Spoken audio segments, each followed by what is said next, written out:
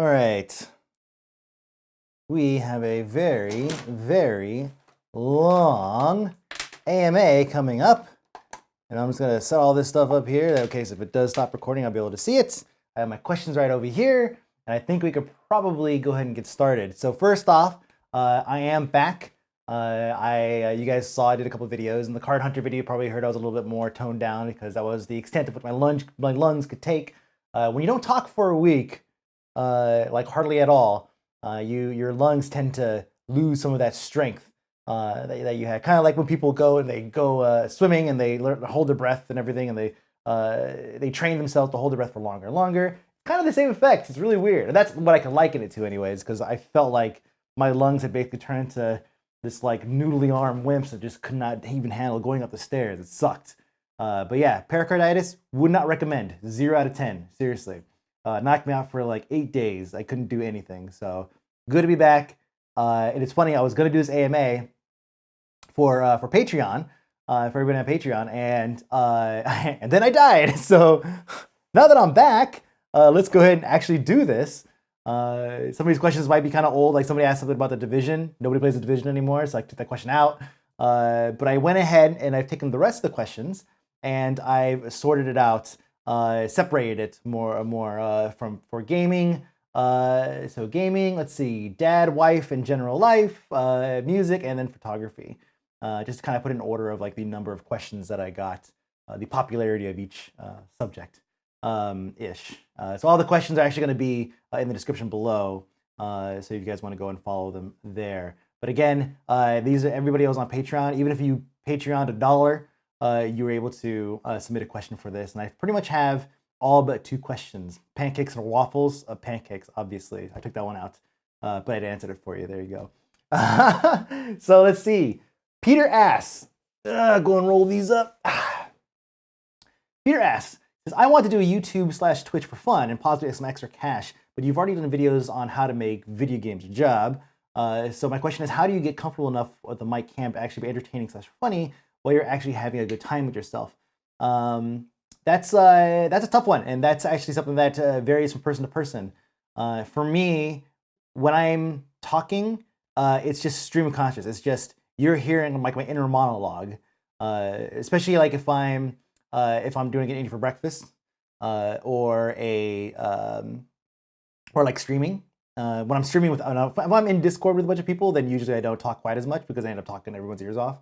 But if I'm streaming just myself, then what you're hearing is essentially just stream of conscious. So you're hearing my inner monologue, you're hearing everything that I'm thinking essentially, and I'm working out a lot of my issues and a lot of things I'm doing with the games out loud.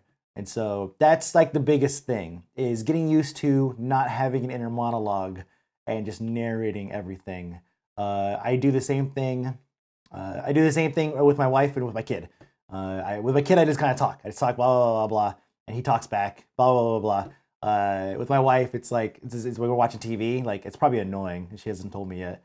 But like every time I see somebody and like I have that I never forget a face. And so if I see somebody and they kind of look like somebody else, even if it's like, oh yeah, that's not that person. Even if it kind of looks like that person, like enough, I'll be like, hey, that kind of looks like so-and-so. It's like so dumb. It's like, here's, okay, great. Yeah, kind of does. Yeah, in the eyes. Sure, that's it. But it's because it's just the inner monologue is always going. So that's kind of the thing. Getting used to doing that and getting comfortable with that, it just works. Camera is pretty easy. There's nobody on the other side of this camera. It's just me and the camera. So talking to the camera, it's pretty simple. I treat it like I treat a person. Like I make eye contact, I look around, I'll think and I'll talk, whatever. I'll look over here and I'll make eye contact, kind of like I'm just having a conversation, Once you treat it just like a person, or just treat it like not a person, whichever one fits you. So yeah, hope that answers your question. Lloyd asks, I remember you doing a video on great video game soundtracks one year that I got a lot out of. It had bignic on it from some office zombie game. It really turned me on to some good stuff, and I was wondering if you might do that again. Yes, absolutely. I'm actually already making a list of potential games, best soundtracks of the year, and of course honorable mentions. And it's coming along pretty well. The list is I'm gonna have to pare it down a little bit once we get to the end, but there's a lot of really, really great soundtracks already that that I have listed. So yeah, I'm gonna do that again this year. I know this question's not on there, but it wasn't asked, but I'm sure someone's gonna ask it. The most controversial games. I'm already making a list, and we'll have to see like what it is. Like obviously Nostalrius is on it, and of course Tracer's butt is on the list. And yeah, so it's all on there. And I'm making a list, checking it twice. Time Christmas rolls around, we're gonna see who's been naughty. Don't really care about the nice. So that's all coming end of the year. Alan asks, will there be a dedicated Patreon / sub nights? With so many interested in playing, is there going to be a rotation system for all to join in the fun? Yes, we actually do pub night, Patreon sub, haha. Pub night we do pretty often. Usually it's like every Sunday. I mean, with the week of me not streaming, obviously it seems kind of weird to say often, but usually it's, if there's like a phase where it's like I'm playing mostly single player games or something on stream, then obviously we'll have like a set night or so, or sometimes 2 nights of doing just sub stuff or pub stuff. But if your second half of your question, I think that probably happens where people want to play, but they don't want to. They don't want to say. There's some kid like yelling. Not mine. Mine's daycare. They don't want to ask. Like they're maybe a little too introverted to kind of come out and be like, "Yo, hey, pull me in, coach." So if you feel like that, like you want to get involved, you're in Discord. We're streaming on on a Sunday night or a Thursday night, which typically we do it unless we change. I'll usually say in Discord. You could just message me directly. If you message me directly, like, hey man, I don't usually like to say anything, but if you can pull me in, that'd be great. And I will go out of my way to make sure that you get in. I understand it. I totally understand. Like you don't want to say something in Discord, but you kind of want to just jam out and play some games or whatever. Just DM me and I'll make sure I pull you in. You don't have to. I'm not asking you to come out of your shell, in Discord on stream if you don't want to. Let's see. Peter asks, are you going to BlizzCon this year? If so, could we have a patron meetup, preferably on Thursday evening? Well, I wouldn't do it Thursday evening anyways. That's the Wildhead party, and I guess now also the World of Podcast party and everything, and all the parties on Thursday. I wouldn't have it that day anyways. But I'm not going to BlizzCon. I'm not planning on going to BlizzCon because I have a kid that's going to be due around then. So not a good idea for me to leave around that period. There's some kid questions coming later, so we'll expand upon that later. I remember you some time ago. You were working for, this is from Peter again, working for ZAM, organizing content. Did you stop working for them? I mentioned this before. Most of you guys probably heard of this, but but ZAM basically moved all of their people to LA, with very, very few exceptions to that. And obviously the presidents and the VP and the directors and like the engineers and probably like 95% of the staff like split, because part of what was great with working with ZAM was that we could work from home. And so, when that wasn't really an option, most of the guys were just like, well, let's go get a job somewhere else, So that's ended up happening. We lost a lot of people that way. We'll say they, including me. So I was gonna move to LA. I'm already paying enough to live here in SF, and I have a slamming deal on the house because of the family discounts. I'm definitely not gonna be moving for anything. So I'm stuck here. That's happened with Sam. That's pretty much it. Edin says, any plans on streaming during EU-friendly times? Not a request, just wondering. I don't know exactly what EU-friendly times are. I'm guessing it's probably like morning stuff. I try to have mornings for so streaming. I would say I'm like 60% YouTube and like 40% streaming. I want to obviously get the streaming to like a cool spot with like the bots and whatnot, and have everything a nice, like, immersive and fun interactive experience. But YouTube is still my bread and butter. So I use the day shift basically from like 8 o'clock in the morning until 5 o'clock in the afternoon to work on YouTube stuff, and then from 9:30 at night until like 1, that's for like streaming. And so there may be times when I switch it up. Maybe down the road I'll realize that, hey, Fridays I should stream just like in the morning or something, right? Just to have like an EU-friendly day stream or whatever. That might be the case. Maybe we'll do that. I've not looked into that, but you asking the question will definitely put it on my list of things to look into for sure. Thanks for asking. Peter asks, I really like the Tomb Raider Let's Play you did a while back. Would you consider doing any more Let's Plays? Let's Plays are interesting because yes and no. Like, I feel like Let's Plays it's easy content, right? It's super easy content. If I find a game, it depends on the game. Like, Don't Starve was like a yes, right? Balls in Your Mouth Catraz, right? With Prison Architect, that was a yes. That was definitely happening. There's a couple of games that it's just like, you know, you can't quite put across how awesome this game is in simply one indie for breakfast or whatever. And you know you're gonna spend a lot of time on it, so why not, right?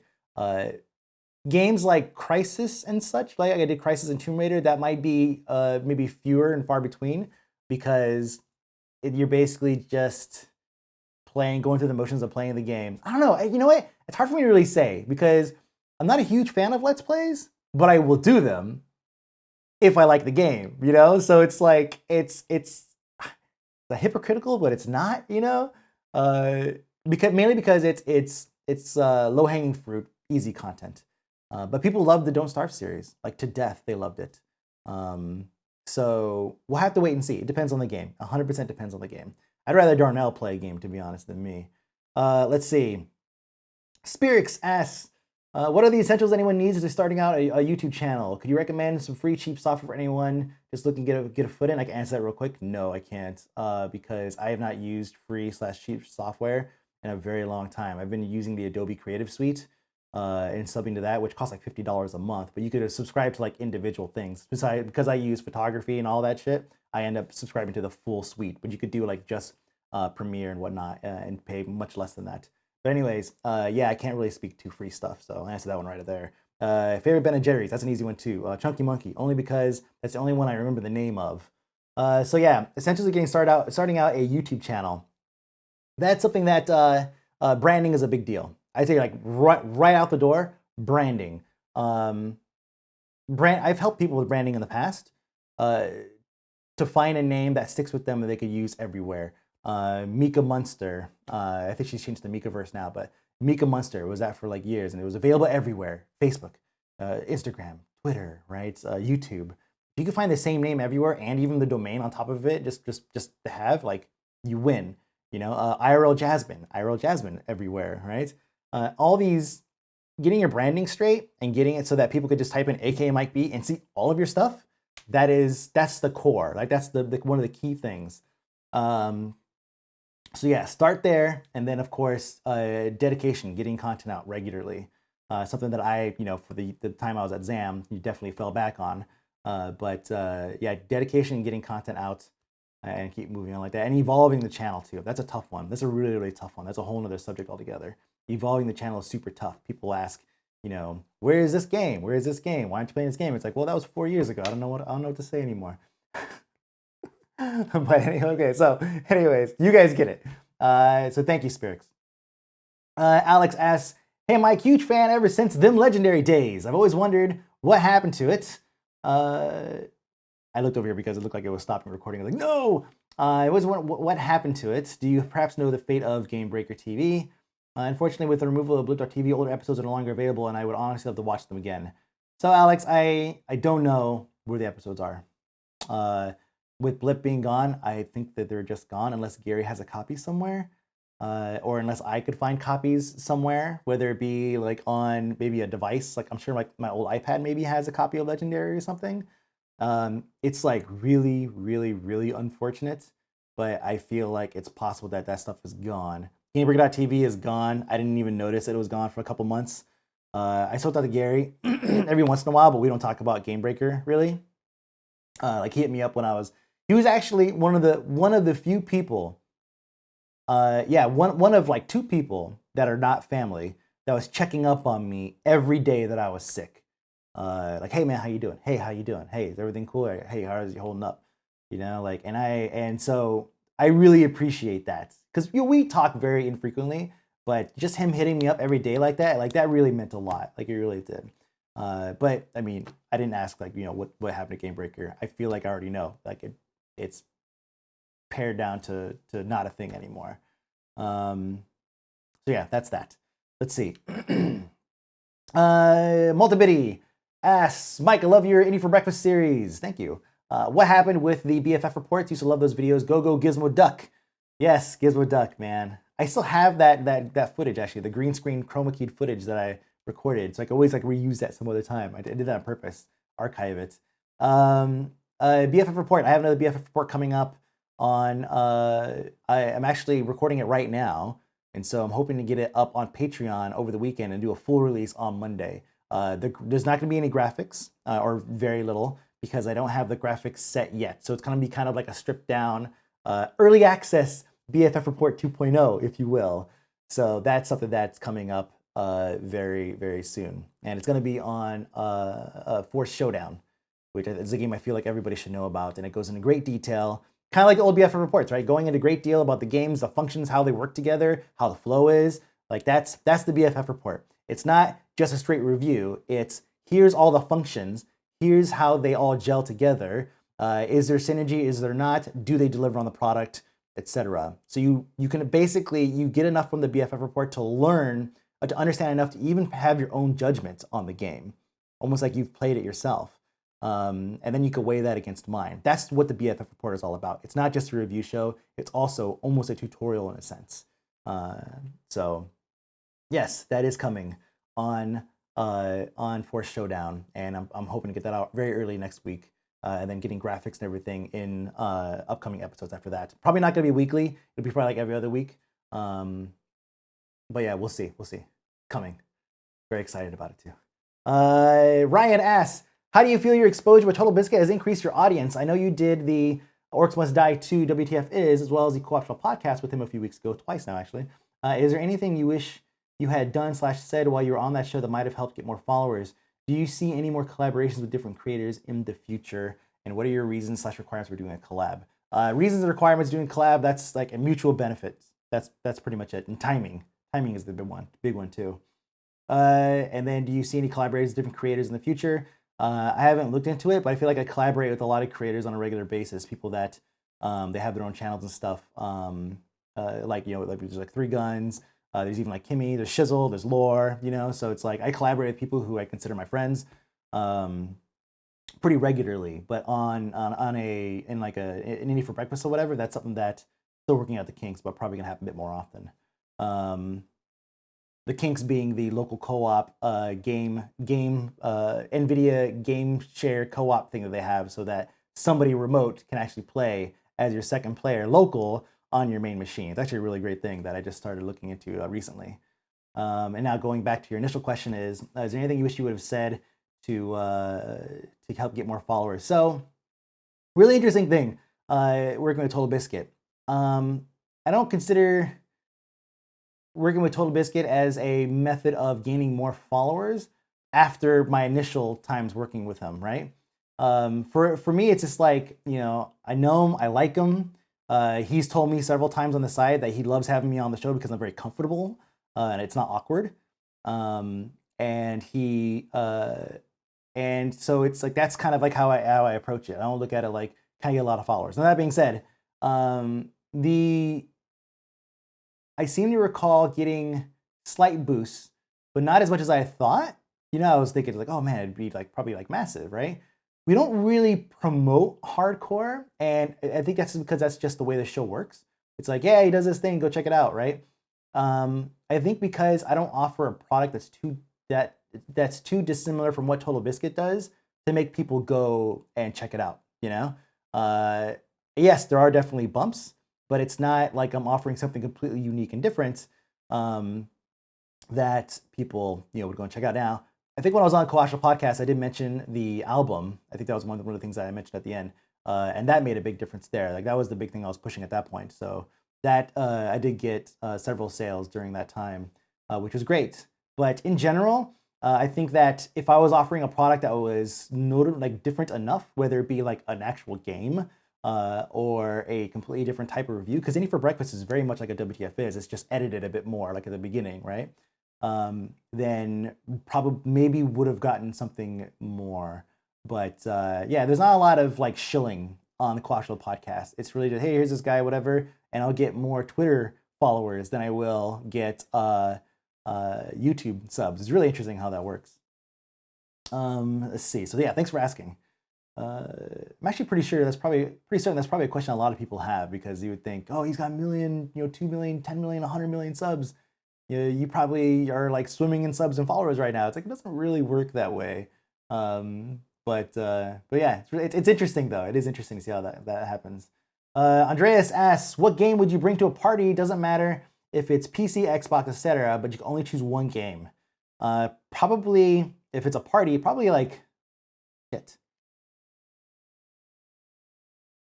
I was gonna say my go-to is Assault Android Cactus right now. It really is. Assault Android Cactus is pretty much my jam for like parties and stuff. But man, I'm gonna go ahead and stick with that because I've seen it have success in person, and I haven't had a lot of opportunity to try other games in a party atmosphere. So I would say the tried and true right now is Assault Android Cactus. Action, great atmosphere, good music, and just a fun game overall. Let's see. Inkogni asks, what happened with the chinhawk? It's still there, man. It's still there. It's still crooked technically somehow, even though it's not quite there. I'm mostly going like stubbly, yeah, lately, instead of like a clean and then a chinhawk. I kind of like the look of a little bit more of a tapered look, but it's still there, man. It's still, whatever. What is the proudest moment in your gaming history that you will remember for the next 50 years? That's a really tough one. There are so many things that I could remember that you guys have seen. Things like the Ion videos that helped kind of kick everything off. The Twink videos that ended up kicking everything off. The 19, Twink, that doesn't write down. The World of Warcraft level 19 PvP videos. That's like, I'll never forget those. That helped. All these things helped, like, peak and spur more interest in my content. So those I'll never forget. In terms of like individual instances, like the Nerf bikes thing from DayZ, I'll never forget getting that bike when it was brand new and nobody had seen one, and just driving around like an asshole and just like bring bring with the stupid bell, and just people were just getting pissed off, like die in a cancer fire. Like, I'll never forget that because people were so mad, and it was before people really understood the toxicity levels that the DayZ community can reach, right? The potential, levels, DEFCON 5 levels that they could reach of toxicity. And so like everything was like fresh. It was like, here's a bike no one's seen. Here's a bunch of people being really butthurt about it, and put it in like a funny little video, and like it worked. But I'll never forget that moment. It was just so funny. And then lastly, I think whenever I think back to this heart issue that I had recently, I'm going to remember Ori and the Blind Forest. Arcane Valor actually sent me a copy of the definitive edition, and I started playing it while I was like sitting over there on the couch, just like, and there's a scene where you basically have to escape a tree that's like being filled with water from the ground up, and there's no warning. It just starts happening, and the music kicks on, and it's like, it's really, really, really intense. And you have a brand new skill you have to use in order to get out, and my heart was racing by the time I got to the top and I got out, and I had to stop playing because I was like, at the time when I was doing it, my heart wasn't quite recovered enough to take that kind of like intensity. So like my breathing, my lungs and everything were just pushing on my heart, and it wasn't able to take it. So I had to I take a break because I was actually in pain at the end. I was like, okay, let's play something else. Let's do something else. So yeah, I'll never forget that moment because it like reminded me, it's like, hey, you still have a heart issue. You should probably not do this. And so it's like a physical reaction to a game. So that was pretty great. Let's see. So now that's the gaming stuff. So dad/wife or dad/wife/general life questions. First, I need a drink. Okay, I'm not promoting anything. Huh? It's just like diet drink, so diet ginger ale. Trying to watch my figure. Past 2 weeks of being stuck up on the couch did not help at all, man. Dad, wife, and general life. Kyle asks, so are you taking a drink before every show? Funny. Are you taking a drink before every show because your cheeks are really red, or does your wife slap you around a bit before shows to get you pumped? I am just naturally pink. It's unfortunate, but that's just the way it is. I'm naturally, I don't know, it's the Irish side, it's the Mexican Spaniard side. I don't know, 50-50, take your pick. Both of them are rosy red cheeks, and so I got the best of both worlds. Usually in the summertime, when I'm outside doing more work, or just outside in general more, it won't be quite as obvious, but in the wintertime, I'm pink. White and pink, man. So yeah, thanks for asking, Kyle. Chainstomp asks, what did you do before content creator and taking pictures of half-naked girls? I have a vague memory of you talking about porn at some point, but I'm not sure. So the porn was actually, I was working for an adult company. It was phone sex, but it was a web-based service. So there was a lot of listings, I guess you could say, for each individual PSO, phone sex operator. And they also did like cam and stuff like that too. So that's what I did before. And actually, that wasn't even before taking pictures of half-naked girls. I was doing that long before working for the phone sex company. But that's something that actually somebody else asked, so we'll get more to that in the photography section. Let's see. Joey asks, hey, Mike B. Oh yeah, what I did for that company was I was basically like director of operations or associate director of operations or whatever. Just basically working on the support and helping develop new features and stuff like that are like customer facing, and that's pretty much it. So let's see. Joey asks, hey, Mike B. I don't know if you mentioned it. I think there's a little typo here. I don't know if you mentioned before, but how did you know your wife? Can you talk about the journey with her till now? Woo! That's a long one. How did I get to know my wife? She hired me at the phone sex place. She worked in the same department as I did. So she hired me for that department, and I worked under her for a while. And so, I was all like, yeah, man, we'll bang the boss. What's up? Yeah, and I did. So that's how we met. And I wish she doesn't watch this whole thing. And we hit it off. And then the company like split. And one side of the company went elsewhere, and she went with them. And I ended up basically having full control over that department. And then we were dating long before that. And then after she split, it's like, surprise, we're dating. Everyone's like, surprise, we fucking know. And we've known forever. So apparently we weren't very good at hiding it. But, it's like startup. Everybody knew, but we really couldn't. It was like startup bordering corporate, So it's like, can't really, you're not supposed to, but everybody knows, So yeah. And the journey till now, like, it's been great. It's been wonderful. She's amazing. She's super supportive. If it wasn't for her, I wouldn't be able to do this stuff. I wouldn't, there's no way this would happen. And she gave me a great kid, so it's like, I don't know what to ask for. Yeah, she's amazing. Stefan says, how old is Sundae? I feel like she's been around for literally all the years I've been watching you, starting with that Getting the Good Shots video. I forgot that she was in that. So yeah, we figured Sundae is like 8 years old. Maybe more, like 8.5 years old.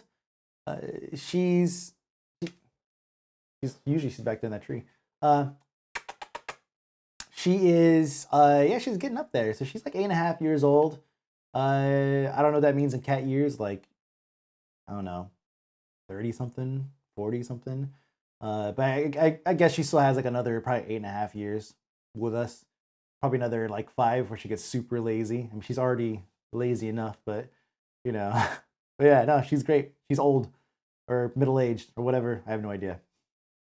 Bad Life asks, on a scale of bacon to chinhawk, that's a really interesting scale. How awesome is being a dad? How much are you looking forward to another baby hawk?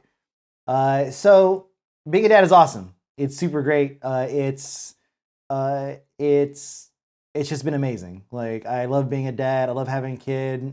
He's so interesting. Like, kids are so interesting, like, in the stuff they do, which is why parents share every little thing they do on Facebook, because we think everything they do is interesting. Because it is. It's like seeing them do all this like crazy stuff and figure things out. It's like, oh, hey, cool. I'm looking forward to number 2. Yes, I am. It still feels a bit surreal given all the complications we've had just to get to this point. It still feels surreal. Like in the first with Declan, it was every day. It was like we're gonna have a kid. We're gonna have a kid. We gotta get ready. Gotta get ready. Gotta get ready. With this one, this yet to be named, yet to be gendered actually. It's a bit more surreal. It's like yeah, Jen's pregnant. Like okay, like it feels strange because we've been here before. Not this far. This is the farthest along we've gotten, but it feels strange being at this point. And yeah, we'll have to just wait and see. I'm excited. I'm definitely excited. It's just been such a surreal experience every time I think about it, you know? Tabitha asks, how has balancing being a dad and content creator worked out for you? How do you foresee things changing with number 2 on the way? Well, being a dad and being a content creator is easier than I thought it would be. A lot easier than I thought it would be. A lot of people think that I fell off doing content because of a kid, because I had my kid, and then the next like 6 months later I started working for Zam. It was totally Zam. But people automatically assume kid means no free time because that's what happens to like your friends. Your friends have a kid, that's it, see ya. But no, it's surprisingly easy. I work from home, so if Declan's sick like he was yesterday, he wasn't sick, but whatever, he had to stay home, then I am able to stay home with him because I'm already home. And even then, I'm able to do some stuff. So like yesterday, while I had him, I was able to do some typing and some script and stuff like that, notes for BFF report. So being a content creator and having a kid has been surprisingly easier than expected, for sure. And do I see things changing with number 2? No. We're gonna have some help initially with number 2. There's gonna be a lack of sleep. The lack of sleep was only like the first 6 months, and then after that, everything kind of balances out. And so we'll have to wait and see, but I don't really see things changing that much. Maybe a couple streams might get canceled, but other than that, I think it's gonna be business as usual, pretty much. We're gonna have help, so and nothing's planned for help. I just know that one of our moms is gonna come down here and stay here, so that's what's coming. For me, Mark asks, will you go full Commander Riker beard for pregnancy number 2? I did that for number 1. I did, but no, I'm leaning towards. I'm planning on keeping this for a while. You know, keep it trimmed or maybe grow it out a little bit. Not like this. That would look dumb. But yeah, I'm just whatever. Like keep it like this. So we'll see what happens. Well, I'm not gonna grow it out like that. I've tried like twice now growing out a full beard. My dad had an awesome beard, and he looks great with a beard. For some reason, me, it's like I look dumb, I look stupid. So I'm just not gonna do like a full beard. Not gonna happen. Unless I get really lazy. So it's possible. But I can't answer your question, Mark. I'm sorry. All right, music. Music starts off with Brandedwolf asking, do you prefer using a MIDI keyboard or using a piano roll within software itself? Here's what you think works best. Now, obviously, there's music questions because I make music with Negative PH and I do solo work with my recent album, Suddenly Human. Doing really well, and I've actually added a handful of songs to the album since its release. If you got it on Bandcamp, so go back there and get it if you haven't already noticed that there are extra songs on there. Free DLC, as I like to call it. So obviously there's going to be questions here on that. So with that, again, Brandedwolf, using MIDI keyboard or piano roll within the software. Both. MIDI keyboard is really great for coming up with ideas. Just basically, you sit there and just play, and just you come up with. I don't know if you can see it, but there's a googly eye that just fell in front of me here, was stuck here. There we go. All right.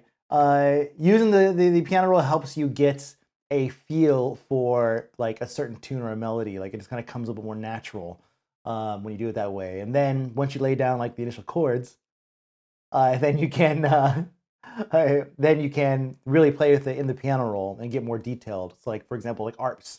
So if you have a piano roll chord, or if you have a chord that you're laying down, then you could build an arp through that and have a really cool thing going that you wouldn't necessarily play on a keyboard. So I think using both is probably the key there when working with music.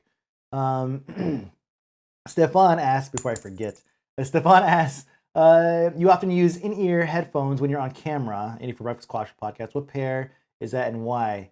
Why in-ear specifically? So I think for most of the stuff you see me on was the white ones. That was like the iPhone earbuds, I think. If it was the black ones, then it was these So these are clip earbuds. I don't remember exactly what they're called, what brand they are, or whatever. But it's pretty easy to point out to see which ones they are. They have like a little bit of a curve to them, so it's like you go in the ear and it kind of goes in and then down. And then they have a silver border. And the cable is nice because it's flat. It's a flat cable, so it doesn't get tangled up very easy. So I could take it and ball it up and do all this crazy stuff. And it's pretty easy to get, undone, just like that. So the flat cable is a pretty big deal.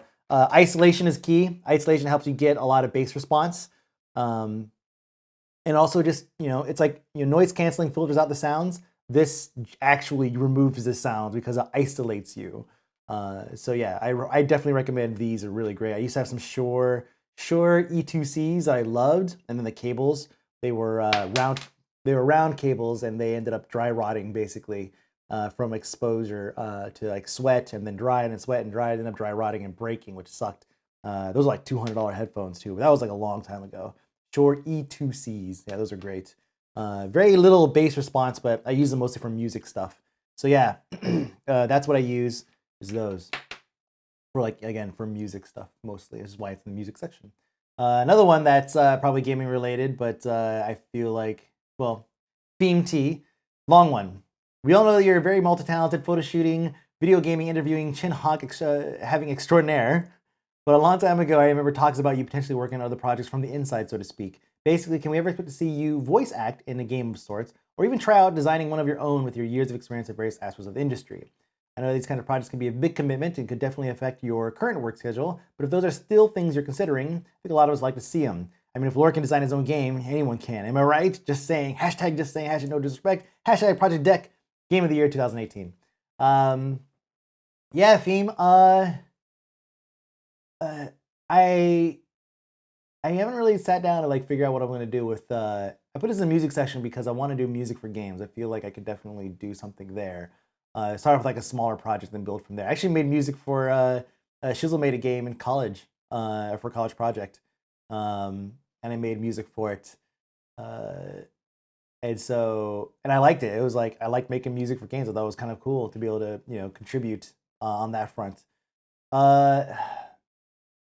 Voice acting, I would love to do voice acting. I do have a plethora of voices, as you guys have probably heard, from the goblin to the orc. I mean, you guys have probably seen my Declan baby announcement video that I did on my Yep Mike B channel. That was me. I basically recreated the Warcraft 2 intro, right? Yeah, loved doing that. Yeah, I would love to. I just haven't really worked out where to go to do that, and I haven't really put myself forward there because I feel like what I'm doing now is pretty great, and I know that once you get started there, it's going to be a lot of time commitment for probably minimal money at first, minimal compensation, I should say, at first, and then you build up as you go. So, but we'll see what happens. I do enjoy putting my voice to various things that I do on a daily basis, just for fun, whether it be reading a story to Declan or just usually it's with Declan, like in the car or whatever. Like we'll just be driving along or whatever, and I'll just bust out some character voice, and we'll be rereading a story or like miming some story or some character that he has on TV or whatever, like the Troublemakers, the Troublemakers. Miming them and doing all that. Yeah, so I would like to do some more. It's just I honestly haven't put myself out there to get involved in that. But if somebody hit me up, I'd be like, yeah, totally, let's do it. Let's see what happens. So yeah, so that's it. And that's it for music. Photography, pretty short. Karol asks, how did you get into taking pictures of half-naked ladies?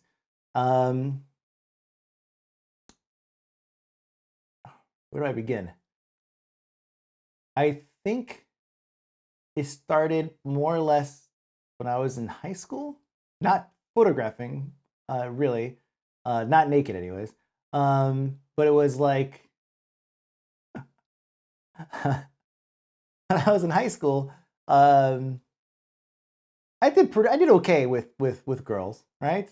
I was very outspoken, very confident, and it helped the jobs that I had, like the summer jobs and everything, working on the strip and like, talking to people all the time and working at casinos or whatever, and just having very like, interactive, very exciting jobs on the side while I was in high school really helped with my confidence and like being able to speak to people and all that. And so that carries over, when you're trying to, hit on girls or whatever. And so my friends who were a little bit more kind of, even though with us they were like, yeah, they were dudes, right? They were just like doing, like being really loud, obnoxious, and everything. When we're all together, just the three of us, or two or three of us, whatever. They were very much, but when it came to girls, they would shut down a little bit. So I think that was kind of like the thing, is that I didn't shut down in that respect. So part of that carried over into when when you're trying to get laid, right? When you get a girlfriend, you're trying to get laid or whatever. I had the confidence to try to take it to that next level, because when you're a teenager, you want to. That's what you want to do, right? You're a teenager, and hey, wow, she's hot. You're talking to her or whatever. You go on a date, and you're like, oh yeah, right. I had more of the confidence to like, ask. It was always ask. That's why I tell my friends, like, oh man, you did whatever. It's like, how did you do that? Whatever I said, I just asked. Like, I literally just asked. And it's funny now, like, now there's a lot of there's a culture shift in the way that when it comes to dating and whatnot, right? It's like, no means no turned into ask or something, right? So things are different now than they were then, but then that was pretty much the best way to do it. It was like, you ask, don't assume, you just ask. And I think kind of put me as it put me and my partner on good even ground, because I wasn't trying to take advantage or whatever, yeah. Anyways, that's when it started. That's when it started. Just I would take pictures of my girlfriends at the time with my disposable camera, and they were sexy, not nude, but they were like sexy girlfriend pictures or whatever. Not nude, because you had to have them developed at the 1 hour photo, so that would have been awkward, right? But the starting from there, and then seeing that I really liked it, like really liked taking these kind of provocative pictures. Obviously a little hormone driven, of course, at the time. But then later, I was actually, later on when I was in the military and going through that, I was looking at the pictures, and I would look at these pictures from high school, and it was just like, man, like some of these pictures like were really good, and like I was like, man, like the angle and like the lighting and everything, and like she looks really good in this light, and I would start to analyze the picture like that, and I was getting into Photoshop more heavily. I was in Photoshop when I was a teenager, but I got into Photoshop more heavily when I was in the army, because I had so much time. And so I started, like, I scanned the pictures, and I started kind of playing with them and tweaking them and everything. And I kind of liked what I was creating, and I was like, oh man, that's really cool. And so that kind of like started to grow on me. It's like, okay, I've done those pictures. Now, what do I do? Now what do I need to take pictures of more people, of more things, of more whatever. I started taking pictures of basically everything. I had and so while I was in the military, I did like 2 shoots, but they were like for music related stuff, mostly like album covers or whatever. And it kind of kept me going. And then when I got out of the service, I started doing bands, and then it kind of came back around. It was like, I like taking pictures of people. I like how light works. I like showing action. I like showing a scene. I like capturing that moment. And so then when we got to me starting doing more model photography type stuff, that's when it all kind of came full circle. It was like, you just ask. It's like, you're not gonna have a hobby or a career or whatever in taking pictures of, as you put it, half naked ladies, right? If you're not going to ask. And so it comes, I didn't just tell that story just to tell it, right? Like, that's where it stems from. It's like having the confidence to be able to say, without being overbearing, right? Like overconfident, but just being like, hey, you know, I'm a photographer. This is what I do. This is my portfolio. This is what I've done. I'm interested in trying this. Are you interested? You know, do you want to try? I love all your work. I think that we can make something pretty fantastic together. Here's what I'm thinking. Are you interested? And so you just ask, and that's it. I mean, that applies to like everything. Like that applies to literally everything in life. Like, just ask, you know? It's not gonna happen if you don't. So it's like, just fucking ask, and that's it. So yeah, that's pretty much how I got into taking pictures of half-naked ladies. Thank you for the question, Karol. Stefan asked, favorite lens. The one I'm using right now, actually, 28 millimeter, 1.8. Yeah, 1.8, 28 millimeter Canon. My favorite. With a lot of my shoots, man, probably my favorite all around. Like especially for me, I feel like 28 millimeter works for my face pretty well, and the depth is perfect. I'm like out of focus, and then I'm out of focus. So it's like, it's a perfect, you know, focus point. You could still see, it's blurry back here, so you can't see that. Well, it looks messy. I'll clean that up later. But like, you could still see things, but it's like, it's all nice and out of focus and blurry. That's the 1.8 aperture coming into play there. And the 28 millimeter. I like having more wider shots to get those like symmetrical like things. Like right now I'm looking at my windows, and it's like, man, that's actually, these bay windows will look great framed in this lens, because I know how this lens looks. And then for me, in my head, it's like, and then I would put like, you know, a model here, you know, somewhere, and I dress up the scene somehow. And this lens is like a great all around for that. It's just wide enough without looking like a fisheye. The next step from this would start to get really crazy and look like a fisheye. That's why I like when I get close, my hands kind of like, right? It's because it's got a, you know, not so noticeable or so obvious bend to it, almost, you know, borderline fisheye. So yeah, 28 millimeter, 1.8 Canon, followed by the nifty 50, the really cheap 50 millimeter Canon lens, the plastic one. That one I like because of the different effects and stuff I can do with it by like manipulating it manually and everything. And so yeah, that's it. Thank you, Stefan, Steven. Excuse me. Now the lungs give out. We're the last question. Now the lungs are like, okay, I'm done. Hold on. All right. Tabitha asks, is the Patreon thing helping you out as much as you hoped? Where else do you see the channel going in the future, with/without Patreon? Without Patreon, I would be in some deep shit right now. I'm not gonna lie. Right now, as far as is Patreon helping as much as I had hoped? Yes, it's actually more than I thought, and I would like to see it do better. I mean, obviously, I'd like to see it do better. So I've spoken before about, like, you know, living in the Bay Area and whatnot, and like how expensive it is and whatnot.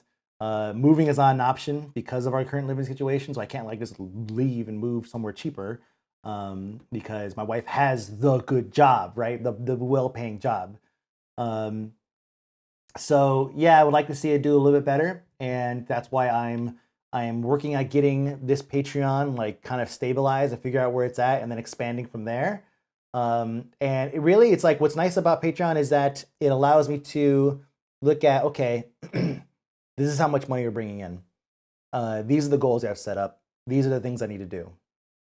And then that's it. Occasionally, yeah, well, you know, I'll try to do things. I'll try different things, expand out into different games and go more in depth with them or whatever. But I feel like, okay, this is where we're at, and we can add a little bit and add a little bit, instead of before where it was like, throw everything I can out there, try Let's Plays, try Crash Courses, try BFF, try Eating for Breakfast, try everything, right? Now it's like I could try things incrementally and not have to worry about trying to like spam you guys with a ton of random shows and shit, thinking that maybe one will stick. Now it's like, okay, we'll try this, doesn't work. Okay, we pull back. There's no rush to figure something out. Patreon really, really helps. And again, if not for Patreon, this AMA obviously wouldn't happen. Not this long anyways. But without Patreon, I would right now, if I couldn't find another way to make a decent money, or adding, this much or more, I would probably be working somewhere for some gaming company or another site or something like that. So I'm very, very happy with, I mean, you guys are paying the bills.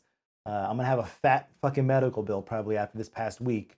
And you guys have helped offset the costs of that. Otherwise, I would be in some serious, serious deep shit. So, yeah, thank you everybody who's a patron. Obviously, I strategically placed this question at the end.